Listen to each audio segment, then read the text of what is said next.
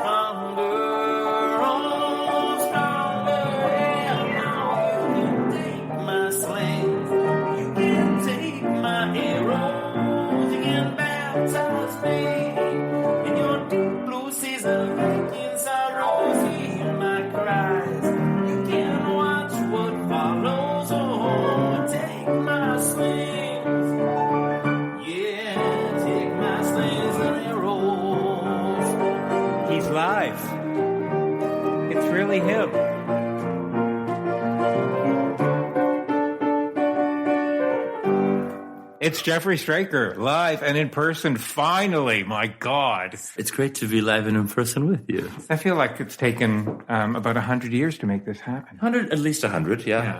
I lost count after 99, so I just... Yeah, I know, but at least we know we can email. Yeah, and we're good at it. Reply quickly. Yeah. Actually, I think I found out about...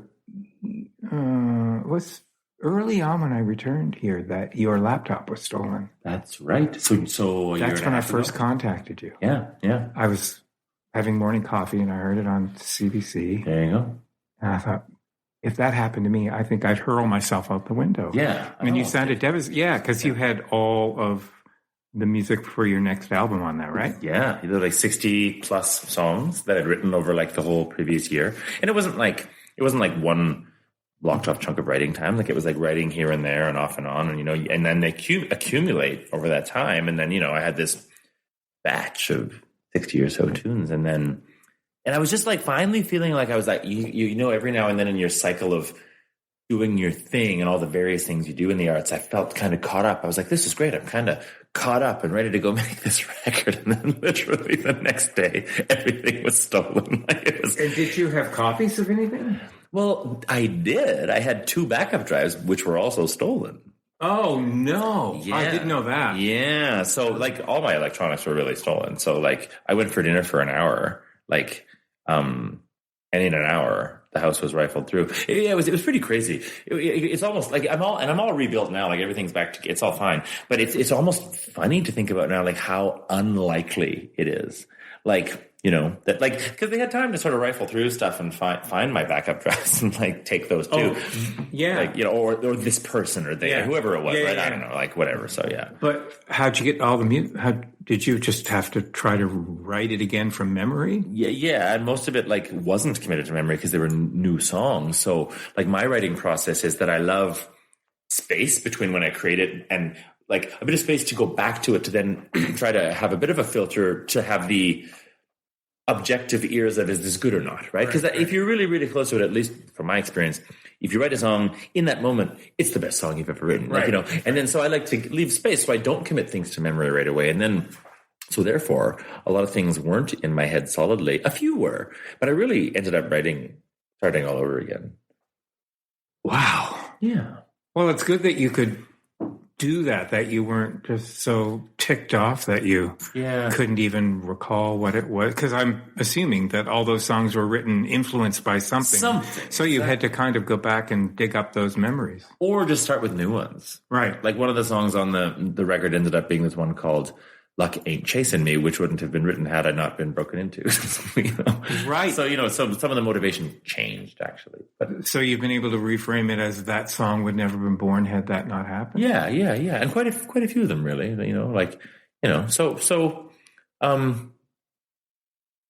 know, onward and upward, really. Like I felt sorry for myself for like about a week and moped around and then I was just like, oh, well, that's not going to fix this. So, right. So off we go. Yeah. So, but let's go back just a couple of days, weeks, years before that to when all of a sudden the world learned of a little tiny baby named Jeffery Straker.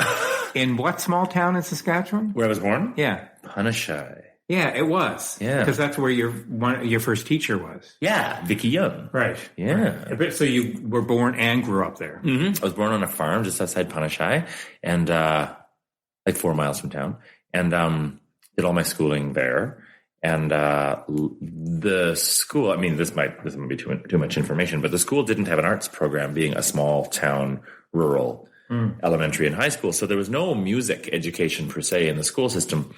But luckily, we had Mrs. Young, who was this local music teacher. And she wasn't only a piano teacher. Like she was a really good piano player and a wonderful singer. Like she had a great voice. And she was a trained soprano. And she kind of taught everything. Like if someone wanted to learn something, she could figure out how to play it and teach it. And she did. Like she was there when I wanted to start playing the piano, you know, and I was 7, I think. And so she was great when you go for these half-hour lessons, and I really wanted to practice. Like I really enjoyed sort of the instrument and the rigor of learning it from an early age. Yeah. Crazy thing was like, even though the school system didn't have an arts program in it, the principal then, Mr. Bonner, who some people may know, I don't know, but he had enough foresight and I guess enough of a heart for the arts, even though he couldn't afford it per se in the school, that his rule was whenever Mrs. Young had you scheduled, you could just walk out of your class and walk across the street to your lesson. Like it didn't matter. So it was pretty cool. Like, you know, when you think back in hindsight, not a lot of places would allow that. Right. So that was great. But your mom also played. She was a church organist. She was a church organist for years and years and years. And she played piano. Actually, like, really, she played piano. But she played the organ because, you know, that's what was in the church. And she was really good. She is really good. She has about a grade 8 conservatory level of like playing by note, but she has an incredible ear. So her ear is amazing. And so my lessons were all like the conservatory method, and the conservatory method, for all of the things I love about it, its ear training is horrific. But my mom had a great ear, so I learned all my ear training through her, right? So luckily I had a lot of ear training too. So that's helped me obviously in doing the stuff that I do now. And your father was an auctioneer. My father was an auctioneer and a farmer. So he was first a farmer, a grain farmer, and then, as most farmers had to do when farming was on that scale, they had to diversify and do something else to support the farm. Like the model was a bit screwed up because they were doing something else to support the thing that was making no money. Right. But whatever. But everyone did it, and it was a lifestyle, right? So his thing was auctioneering, and he was quite good at it. He's retired from it now, but he was good at it, and the auctions were great. And there was almost like, I think it would be safe to say there were people who came to watch the auction and not buy anything, because like it was fun. It was fun. It was a bit of a performance in a way, right? And auctions are like, they have to be in a way. I mean, you obviously want people to bid and buy stuff, but it has to be interesting. So it's an interesting sort of context, right? Like growing up on a grain farm and with a dad who's an auctioneer, and my mom did various things. I mean, she was always musical and did play the organ in church, but she had other sort of teaching jobs and things too. But Did you ever call auctions? No, you never got. No. It never interested me, or it's nothing I wanted to do, Right. But I think the thing about growing up on a farm in Saskatchewan, that although like I'm obviously not a farmer, the thing that you see growing up that seeps its way into your bones if you grow up on a farm, and it certainly has applied to me, is the notion of work ethic, and particularly like on a small scale grain farm, when it's harvest time, you bust your butt, right? Like, because it will snow. And so, and sitting around hoping it will get done won't get it done. So like, you do it, and like the clock doesn't matter. Like, and there's these things you see growing up in that environment where you're like, that's what work is. And that's really seeped into me, like being an independent artist, like an independent small scale farmer. You're like, this isn't gonna get done if I don't do it, right? So I'm grateful for that.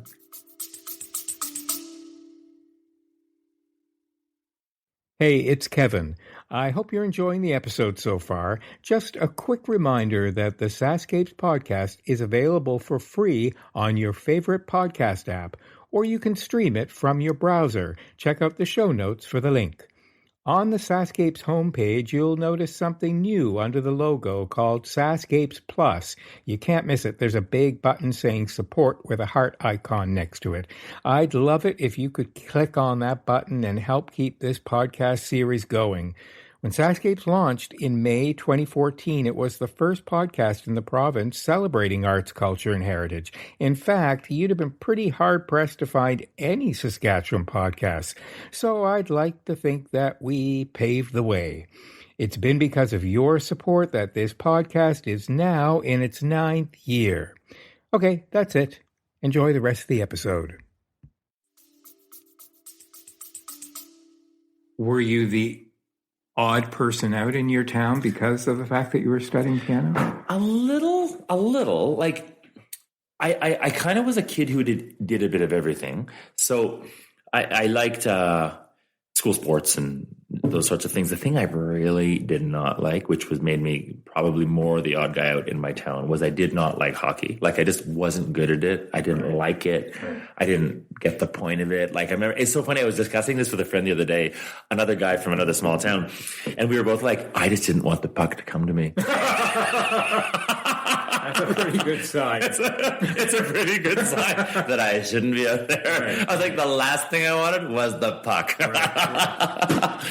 So the best thing that happened when I was 14, there weren't enough boys in my town to make up a bantam hockey team. So I got to quit. And those who were committed went to the next town. I got to play the piano more. Like, it let me study music more. So there was this weird built-in excuse for me to stop, which was the best thing ever. Right. And I got to curl more things. I was going to ask you. Yeah, you did? I preferred curling. Curling was way more my speed. Okay. Me and the old ladies. It was great. Right. So, jumping forward to, you seriously did a Bachelor of Science degree in plant biology? Yes. Seriously? Yeah, I did. Before you went off to study music, or had you already? That was after. It was after? Yeah, it was after. So wait, okay, so then how did the timeline go? When did you go to Ireland? That was during my university degree where I was studying science. And so I had a scholarship to go away. So finished my piano studies in Regina. Yeah. And then went off to the U of S to study science, thinking I was going to be a dentist. This was the master plan. I will be a dentist, I told myself. Then I got into studying sciences, and some of my friends that I met at university were in dental school, and I was like, I wasn't convinced that any of them really liked what they wanted to do. They all just wanted to make money. And maybe some of them did, but that wasn't the vibe I was picking up. And I kind of steered my ship away from that. And I was like, well, I'll just be a scientist, like some, I don't know, garden variety scientist.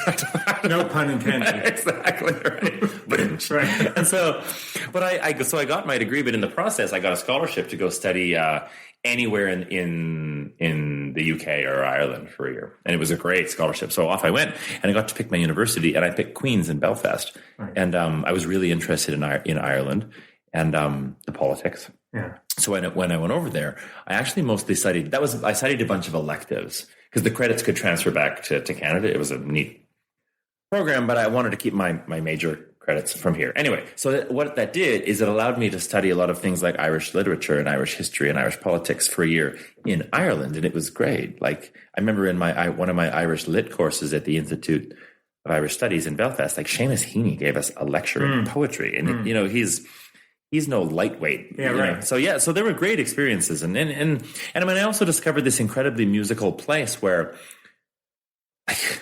these top-notch musicians were playing in the corner of a pub. You couldn't throw a stick in a pub without hitting a really good musician, and I was just like blown away by the whole thing.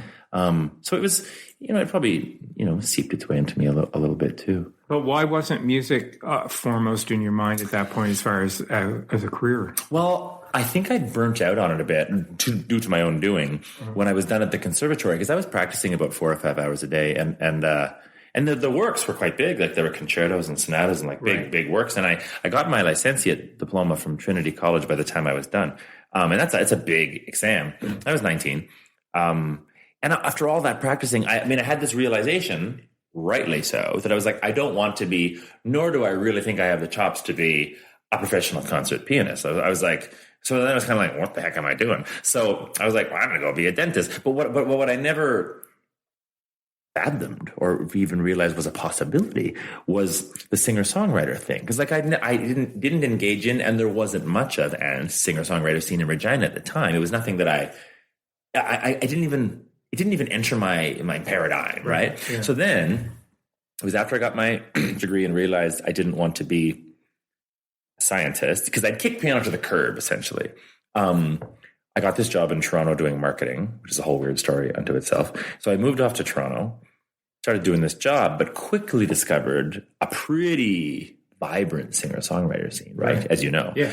And I was like, holy smoke, this is like, someone just taught me how to like cook drugs in my bathtub. It was like, it was crazy. So it was pretty eye-opening and like fantastical. And I was going to all these gigs and checking this out. And what I realized, and this isn't like any kind of like arrogant statement, but I was like, these are all fairly mediocre musicians who are incredible wordsmiths. Like everybody is kind of playing 4 chords, but it's the words, and that was not anything I'd ever done before. So I was like, well, I want to try this because I'm starting from a good place. I've got a lot of technical piano chops and ear training and whatever. So I started writing songs in Toronto, and the first ones were horrible. And, but they have to be, right? Mm-hmm. And, but I was going to open mic nights and then doing those sorts of things. And I remember my first gig in the art bar at the Gladstone Hotel. Oh, really? Yeah. That's an iconic place. Yeah. But it was all my friends who came. No one else came. Yeah. You sing your songs and it's nerve wracking. But it just like very gradually, the more I did it, the more people you notice are listening. And I'm my own worst critic. And had I noticed no one listening, I would be a dentist. but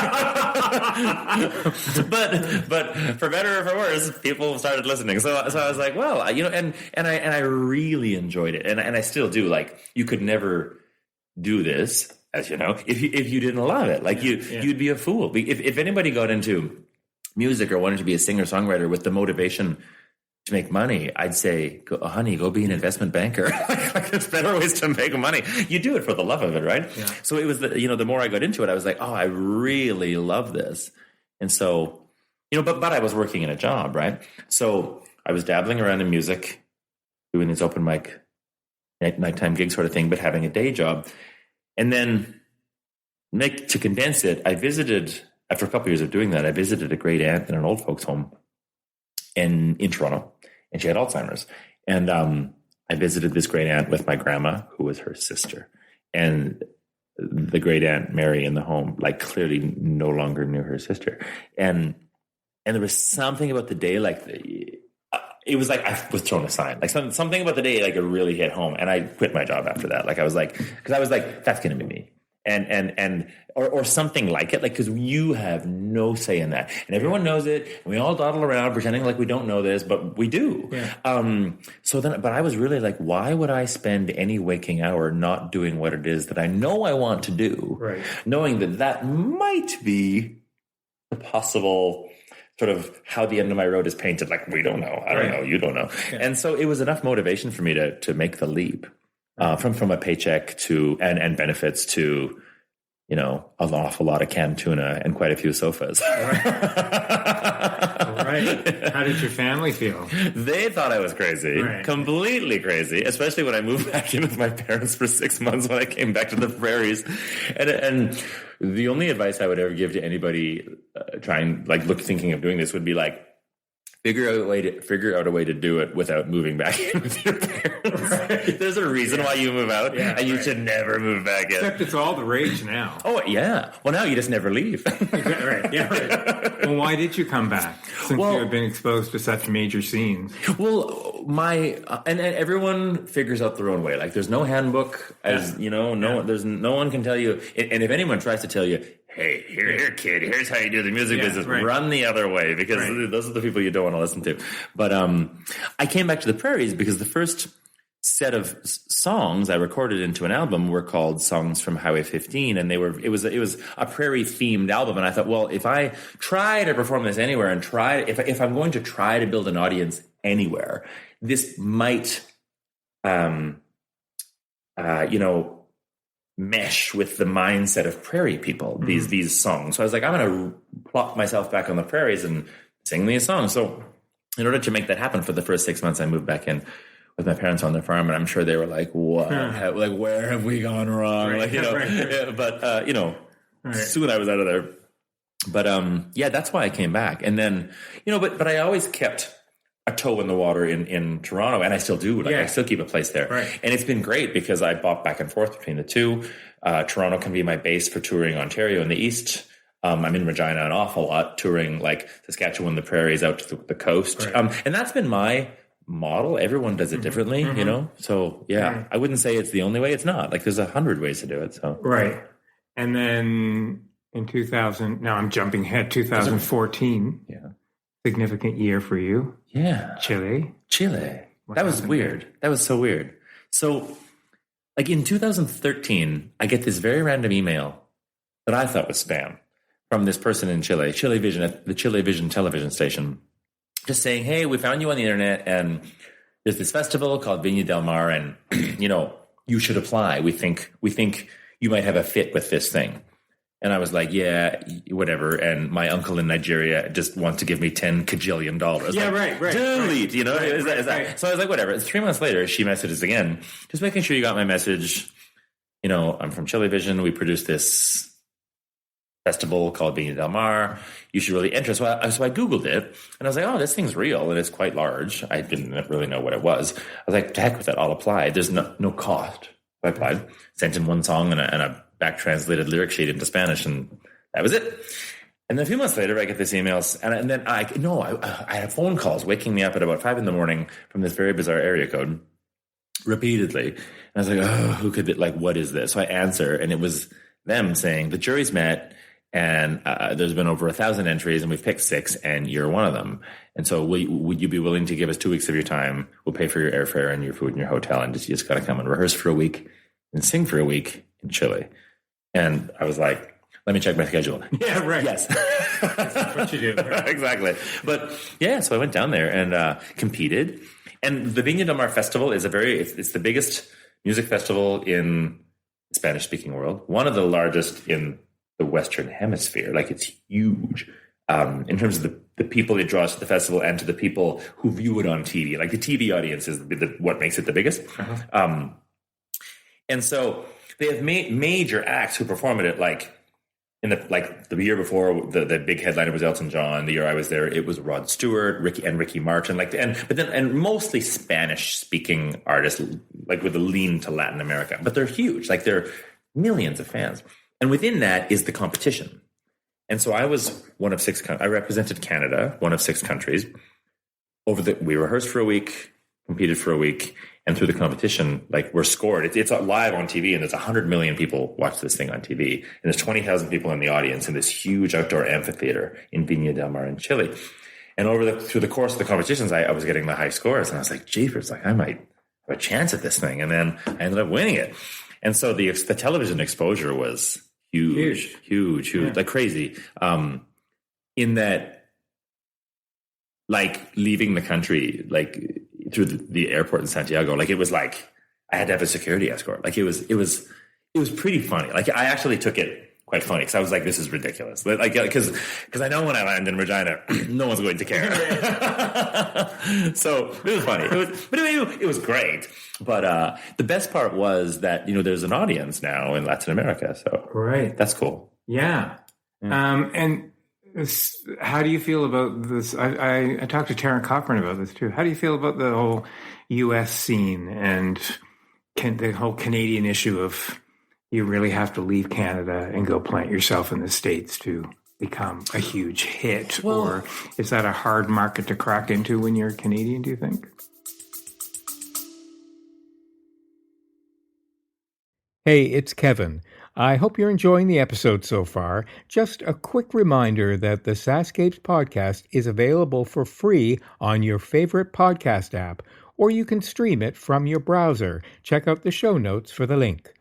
On the SaskScapes homepage, you'll notice something new under the logo called SaskScapes Plus. You can't miss it. There's a big button saying support with a heart icon next to it. I'd love it if you could click on that button and help keep this podcast series going. When SaskScapes launched in May 2014, it was the first podcast in the province celebrating arts, culture, and heritage. In fact, you'd have been pretty hard-pressed to find any Saskatchewan podcasts. So I'd like to think that we paved the way. It's been because of your support that this podcast is now in its 9th year. Okay, that's it. Enjoy the rest of the episode. Well, I might be an anomaly in that sense, but like my interest and therefore my effort has really been focused on touring back and forth across Canada, like rinse and repeat, that sort of thing. And yeah, like I've played shows in the States, and like some have been good, some have been bad, some have been amazing, but it's like there's only so many hours in a day. There's only so many marketing dollars. There are only so many grants you can apply for to help you do what it is that you do. Yeah. I think it's just as important to decide what you're not going to do as it is to decide what it is that you're going to do. And I've chosen to focus on Canada. And I've developed a pretty good audience in Canada, but I haven't developed really much of anything in the States, and I'm totally fine with that. Right. So I guess, so to your question is, do you need to make a rumble in the States to be big? Like, to be global big, probably. Right. To be Canada big, not at all. Right. I don't think, and I have no delusions about like I don't pretend like I'm like huge in Canada either. But I'm big enough that it's my living. Like I have enough of an audience. You kind of are. No. I mean, I make a living from it. And that's all I ever really wanted to do. So right. But like for example, I played a festival in Indianapolis last summer, the Indianapolis Pride Festival, and it was a wonderful opportunity. Like there were 100,000 people at this festival, probably about 10 to 15,000 at the stage when we played our set. The Indianapolis Festival, like, found me from Googling and seeing what I was doing in Canada, ironically. Mm-hmm. So that was a little proof for me that was like, oh, you can keep doing your thing. The internet makes this world a very small place. It sure does. Yeah. How do you, on that topic, how do you feel about people who really just sit in their living room and post a video and then all of a sudden it goes viral and they haven't had to do the grunt work and the tuna and the sofa scene like you did, like it just skyrocket right away. Well, I mean, I would never begrudge anyone that. I mean, if that happens, awesome. Right. I don't know, like there's probably people even closer to me who've had that happen. But I mean, I guess one example is say that young guy who's Canadian and quite famous now, Shawn Mendes. I mean, he became famous from Vine posts. Right. And I know, like, I don't really follow that scene, but from what I gather from award shows and things, like, he's doing rather well, selling a lot of records. So, it can be it can be a way to launch your career. But it's like, and everyone has heard these stories, but for every story you've heard, there's 999,999 other people who've tried that and seen it fail. Right. But we all have to talk about the ones that work. And it's funny, I was actually just talking about this exact thing with Louis O'Reilly, who's a manager from Saskatchewan, who's with this big management company in Canada called Invictus Entertainment. We were talking about like, how do you break an artist to the public? And he said, you know, you're going to hear about artists who have a viral video, it breaks their career, Bob's your uncle, everyone's heard of them, and off they go. Right. He said, however, that's not controllable. So he said, if for someone like him who has a big management company, and if they're trying to break an artist, they're not going to sit around making YouTube videos hoping.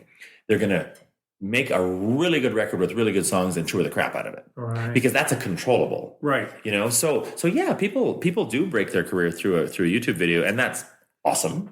But there's a lot of luck involved in that. Yeah, and don't you think it affects the work? I mean, don't you sort of bypass the work ethic that you need to? I think, like, my feeling is about, from what I've seen happen in music, and there's exceptions to this for sure, but the faster you rise, the faster you fall. Yeah. Period. Yeah. You know? And so I think if you've, like, and a lot of the people who I would say my musical peers and my, you know, whatever, from around Regina or Saskatchewan or whatever, you know, if you've had your hand in the pot of booking shows, doing some marketing, figuring out tour routing, hiring a band, figuring out which publicists will work for you, like, and that list goes on. If you've done all that, then you've got this set of skills that, like, it makes it harder for you to fall. Yeah. Because you can control a lot of these things that, or you can use some of these tools to keep you afloat.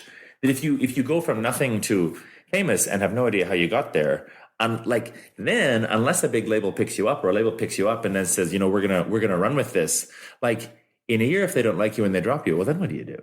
Yeah, I think longevity is a far more attractive attribute than an overnight sensation. To me, it is. I think so. Yeah, yeah. No, I mean, why would you want a career that fizzles out as fast as it launches? Yeah. Yeah, but I mean, at the same time, I mean, like, let's say I got to where I am now, and let's say all of a sudden tomorrow, Ellen phoned and said, would you come to my show? I would say yes. Yeah, but I wouldn't see that as all of a sudden an overnight sensation. I mean, you're putting in the grunt work now, so that would just be a byproduct of that.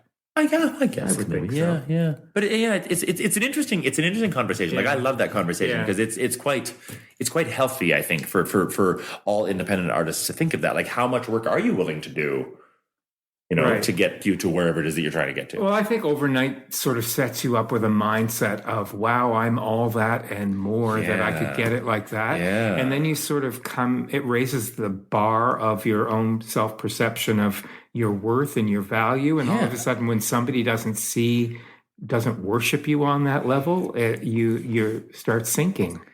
I think your perception of what reality is, it gets totally screwed up. Yeah.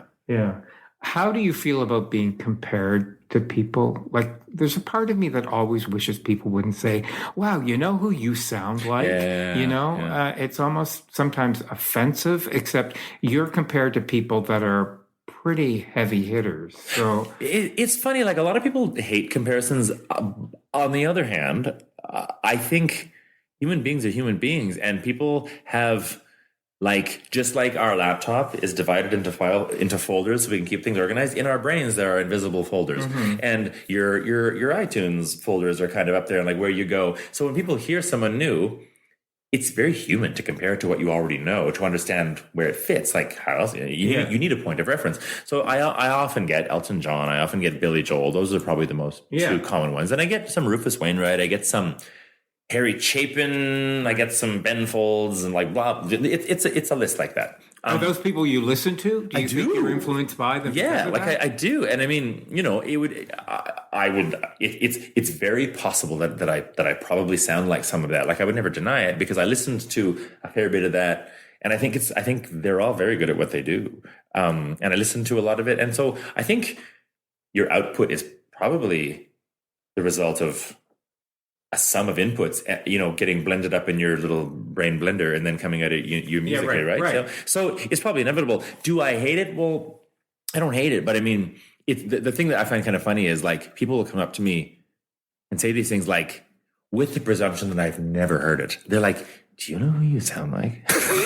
Right. And I'm like, "Who?" And they're like, "A young Elton John." And I'm like, "Oh, I've never heard that." Except 999 other times. Right. So it's okay as long as the person you like. Yeah, exactly. Yeah. They're like, "Did you know you sound like Barry Manilow?" I was like, "Oh, okay." He's very fan. early Barry. Exactly. Yeah. I don't know, but right. Yeah. But no. So people compare all the time, but I bet every band gets that. Probably. Yeah. I just don't know whether every band finds that I was just curious to know whether you found that to be complimentary or I don't. insulting. Yeah, I don't take that as an insult or a compliment. I just sort of take it. When I hear people say that, what I hear is them putting me in a filing cabinet. Like that. That's all I hear. Yeah, but you're not a mimic artist. No. And one of the great thing is that people generally, by and large, qualify it with that. They're like, I'm not saying I think you're trying to sound like that. They're saying, they're saying, like, in fact, one lady came up to me at the end of a show 3 days ago and she said, "I can't wait till Elton John dies."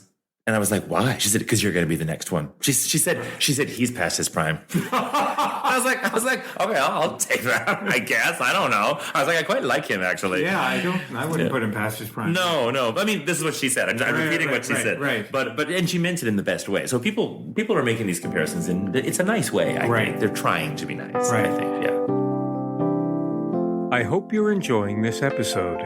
Just a reminder that there are several ways that you can listen to all of the SaskScapes episodes.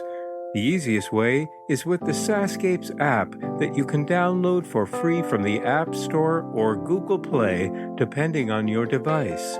You'll even get notifications when a new episode is available. Other ways to hear the podcasts are downloading them from the iTunes Store, Stitcher Radio, or through the TuneIn Radio app. Again, all for free. You can stream the SaskScapes podcasts individually at www.iheartculture.ca. Thanks to all of you who have been writing your comments and reviews. It's always great to hear from you. And now, back to the podcast. We're sitting beside your piano right now. Do you ever get up some days and look at it and hear it and just say, "Get away from me"? Like, are there times when you just need to turn the music off? I don't think there's times when I need to, but there's times like not to get away from music, but there's times when I have to just because I have to do the administrative stuff. And I think that balance is not like, and it's a very skewed balance because you end up doing more time on the admin work than you do on making the music. That's just the nature of being an independent musician. So the time you're forced to be away from making the music to keep up with the admin work, I think keeps that from happening. Like keeps you from feeling stale or, just having it, like having too much of the music, And in a way, I think if anything, I'm constantly craving more time with it because I don't think there's enough to keep the boat floating. You spend a lot of time doing admin work and applying for grants and doing your marketing and doing your social media and dealing with my agent or my publicist or whatever. And then by the time all that's done, you're like, God, I got to write a new song. I've got this idea. Carving out the time for the music is actually the harder part, and I crave more of it. Right, but there are times when you just do you love silence?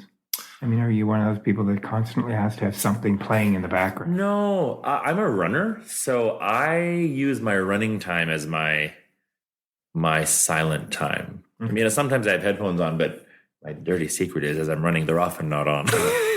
But it keeps people from stopping and talking to you. It's a good old Toronto trick. Exactly. Subway, sidewalk. It's the Toronto trick, exactly. Yeah. Don't dare talk to me. I have these headphones in my ear. I have been known to pull my phone out when I see somebody that I don't want to talk to. Oh, yeah, I know. And I thought that was just me. It can be very convenient. Oh, yeah. So my running time is my thinking time. Yeah. All right. Is there a genre of music you don't care for? Probably.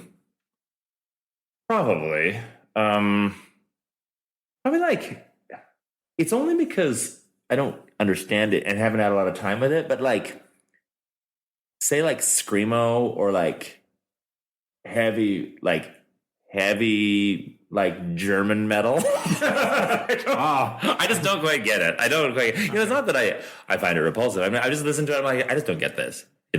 Right. But yeah, I mean, I try to keep an open mind to everything, because there could be ideas in it. But I mean, it wouldn't be what I gravitate to. Okay. That stuff. Yeah. You gravitate toward Beethoven sometimes, and there's a 6 Degrees of Beethoven story that you have. Yeah. Tell me about that. Very good. It's funny. I didn't actually know it existed at the time. But it's interesting. I think it's interesting in hindsight, because when I was studying at the conservatory, this is how this happened. My teacher at the conservatory in Regina was Frank Crumley, and Frank was a student for a while of Thomas Mansart. Thomas Mansart was a well-known Regina, Saskatchewan piano prof at the U of R for a long time. He was a really good piano player. And Thomas studied with a guy named Leschetizky, who studied with Howard Wells, or the other way around, who studied with Czerny, who studied with Beethoven. So if you go through the teacher-student lineage, 6 Degrees, I go from me to Beethoven, and it's kind of crazy. And Chopin too. Well, yeah, and Chopin too. If you branch off the other way, it goes to Chopin. But the reason I find the Beethoven part more interesting personally is because when I was in music festivals and doing my exams with the conservatory or Trinity or whatever, my Beethoven marks were through the roof constantly. Not on the other classes. The other classes I did fine, but I didn't do that well. But my Beethoven classes, I once had an adjudicator say, that was like I was listening to Beethoven. And how he knew, I don't know. He's never heard Beethoven. But I'll never forget him saying it. And I was like, that's a weird thing to say. And so then, fast forward years later, when I run into Thomas's, because Thomas had just passed away, and his partner, who I'm told, Lawrence, we just struck up a conversation somewhere because we were talking about Thomas, and he told me this lineage, and I was like, "Are you kidding me?" I said, "That's so weird." And he said, "Yeah." He said, "A lot of students who have sort of passed through Thomas have noticed this Beethoven or Chopin thing." And I was like, "That's crazy," because and that actually makes more sense with teaching methods and learning than it would with genealogy, right? So, in that regard, so I find it quite fascinating. You should have, when the adjudicator said that, you should have said, "What?" Sorry. I can't hear you. Must be something in there. Must be something in my inner ear. Yeah. That's good. Charity work is a big deal for you as well. Yeah. You're really involved in Telemiracle. Yeah. You're on television every 5 seconds right now for the commercial. so there. Yeah. How did you stumble into that? Telemiracle. They called me up about 4 years ago and asked if I would be part of the national cast. So Telemiracle has, people in Saskatchewan would know this. I'm sure your podcast has reached beyond Saskatchewan, but the Saskatchewan people would know this because it's a Saskatchewan thing. A 20-hour telethon run by the Kinsmen and Kinnets, and it makes millions of dollars to help people from Saskatchewan with health needs that are unmet by Medicare. That's sort of like the Reader's Digest version. Mm-hmm. So anyway, they called me up because they have a national cast that keeps the show going, hosting and performing, while in the meantime, throughout all that is woven a whole bunch of Saskatchewan talent who do one song. Whatever. So they called me up and said, would you consider being part of the national cast? And I said, yeah, that would be pretty cool. So I did it the first year. Total green, newbie. Didn't really know what I was doing, but really enjoyed it. Kind of drank the Kool-Aid because I really got it. When I was there, I was like, oh my goodness. You see these families coming with kids who have things that I didn't know existed that Medicare doesn't cover it. Medicare, that's what I really realized. I was like, Medicare doesn't cover an awful lot of things. It was a real eye-opener. And without the Kinsman Foundation, I don't know what these people would do. They don't know what they do. A lot of them were incurring huge personal debts to pay for medical needs. And it was crazy. But to see the good that did was amazing. And so I went back, and now they keep inviting me back as part of the national cast, which is great. And the only year I missed was when I went to Chile because that overlapped with Telemiracle. You pull an all-nighter hosting? I have. Once I pulled an all-nighter. You get scheduled in a shift. You get sleep. You do get a sleep slot. But one night I got slotted to the overnight hosting with Andrea Menard, which I think was one of my favorite hosting gigs because You just kind of you're running on coffee and chocolate, like this, which first of all was amazing. Second of all, Andrea's a hoot, so that was good, right. And we had great chemistry, and like there's things that can happen in that overnight shift on Telemiracle that like. Because kind of everyone else has gone to bed, and they're like, "Here's the mic, there's the camera, off you go." And so I remember this cover band was out there, or in the overnight shift, there's a band doing a 6-song set or something, and my job was to wander on and off the stage in between songs, just kind of talk to them and sort of string it along and whatever. So they're doing some AC/DC cover, and I wasn't really paying attention because I was backstage eating chocolate. So you come out with coffee on my shirt and chocolate on my cheek. And so I heard silence on the stage. And like I had, because when you hear like dead air is like the enemy of the show. It can't stop. Like the show just has to keep going. It's 20 hours of nonstop live TV, which is really difficult. Right. And you can't have dead air. I'm backstage eating chocolate, and I hear this dead air, and I'm like, oh! So I grabbed the mic, and we're running on the stage, and I was like, and I forget the band's name. I wish I could remember, but I said, oh, thanks, that was so great. But it was just a big, long pause in the song. And they all turned to me, and then kept playing the song, and I was like, oops. I walked back up. And I was like, well, it's 3 a.m. Who saw this? Well, about 1,000 people. Sure. Because I've had it played back to me, like, constantly. So that was kind of funny. Right. And you got to work with Bob McGrath. Yeah. Sesame Street. And so Sesame Street, hero from my childhood, and like total talent. Great guy, like gifted performer, good soul. And last year was his last year doing that show. So, he sort of took a bow, and that was that, because it was time. He felt it was time to be done. And but what a great guy. Yeah. Debate whether to ask you this or not, so you don't really have to answer. You don't want to, but I know you're out. Yeah. Comfortable with that. Yeah. How has it been being received in the music scene I'm not going to say, well, you're not labeled as Jeffery Straker, the gay artist. No. But if people know that part of your story, has that affected you adversely in any way? It's funny. At first I thought it might, and then I realized that it didn't and doesn't in the circles that I perambulate in. Like, I think if I were to show up this might be stereotypical, but if I showed up at a country music festival, I don't think that could fly as well. But for what I do and where I am, I really realized that by and large, people, I think, like to gravitate to an artist. I think that A, they like the music, but B, they find some honesty in it. And I think what I think I've observed is that if you reveal your true self and let your true self be seen, I think people, like whatever that true self is, I think people see something in that. Because I think probably subconsciously when I first was starting, I probably attempted to like hide, if that's even possible, being gay, because I'm pretty out there. But then it was a gradual thing, but I realized I don't have to do that. And I have some songs that are like quite gay themed and whatever. And I found just like the most unlikely people liking them. Like, some seemingly stereotypical straight white dude being like, I love that song about the gay kid from your hometown. And then they'd say why. And I was like, that's fascinating. Right. I have had a few people not like it, like email me and saying like, stop pushing your agenda, whatever. But the haters will hate, whatever, who cares? But I think by and large, it's been okay. And one of the things that I think is funny is that I think most people, like if you took a survey of people across Canada and said, where's the least likely place in the country where a gay singer-songwriter would find an audience, they'd probably say Saskatchewan, and it's not the case. Right. It's not the case at all. I'd be the first to say that. Like it's been a wonderful place, I think, for me to find ears for my music. Yeah, exactly. That too. Exactly. Yeah, probably there anywhere. So yeah, and I'm doing a show November 20th at the Casino Show Lounge. It's selling really well. Like it looks like it's on track to sell out the room, and it's really nice to see. Like I don't feel like there's any kind of discrimination per se.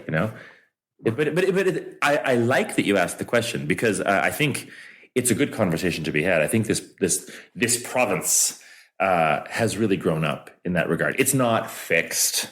Nothing ever, like no place is perfect. But, the majority, pretty cool. Phil, I'm glad you made the phone call to the radio station over the ice cream cone incident last summer. Yeah, that was weird. Yeah. But that was a bad apple, right? It was, but it was good that you... Yeah. That you said something. Yeah, really all I did was post on Facebook. I was like, hey, this just happened, in downtown Regina, when I was called a fag on the street buying ice cream. And I was like, here's what I did. What would you do? And it was amazing to see the response from all across Canada, like the way it got shared and stuff, and then picked up by some radio and TV. Mostly, I think, in terms of I think everyone kind of tried to make it a bit of a teaching moment. I think, which was great. That's kind of what I thought, It's like, I didn't want to sit around dwelling on it being like, oh, Regina's homophobic, because I don't think that's the case. That's not what I think at all. But there's bad apples everywhere. And it was a neat sort of little time to maybe open a few more eyes that maybe hadn't been opened or something. What's your favorite word? Beautiful. What's your least favorite word? Grouchy. What's your favorite sound? An oboe. Yeah, me too. I love the oboe. It's gorgeous, right? Gabriel's Lament, the beginning of the Mission. I know. The movie. Yeah. So beautiful. Yeah. Enrico Morricone. What's your least favorite sound? Nails on a chalkboard. Right. What is your favorite swear word? Oh, it's the C word. Oh, it's the C word. I went to university in Ireland and everyone says it there. I know. And in Australia. Yes, I know. Yeah, it's terrible, but it just comes out of me all the time and I get the strangest looks. It's not good. It's not good. I know. I'll never forget the first day I said it. I'm jumping through some of them. That's okay. Because we don't have time to do all of them. If heaven exists and you encounter St. Peter or God, both of them together at this pearly gates, what would you like him or her to say about how you lived your life? Oh, probably that I think I'm glad you gave it everything you had and glad you tried to leave the world in a bit of a better place than it was before you joined it. That's my hope. I hope that's what they say about everybody. But they won't. And if this music thing doesn't pan out for you, there's always dentistry. Yep. I'm just still trying to get the connection between plant biology and dentistry. I started out just doing biosciences. Okay. Yeah. All right. Yeah. I'm looking to see if there's a garden out there, but it's the wrong time of year. Yeah. There's plenty of perennials because I never hear long enough to make annuals live. I was going to ask you, are you ever home? In bits and bobs. You leave tomorrow, right? Yeah. But only for 8 days. Just enough in time to come back and water things. Right. Yeah. Well, thanks for sprinkling a little water on the podcast and finally making it happen. This was great. I have a feeling we could talk for another 3 hours here. I know. Now I'm thinking, damn, why do you have a 3 o'clock? I know. And I have a 4 o'clock. I know. Well, that just means we'll have to do part 2. Exactly. Well, congrats on the success you've had with it, though. I hope it can keep going. Congrats on the success that you're having. The title of the new album? Like the next one? No, the one that just came out. North Star Falling. Yes. Yeah.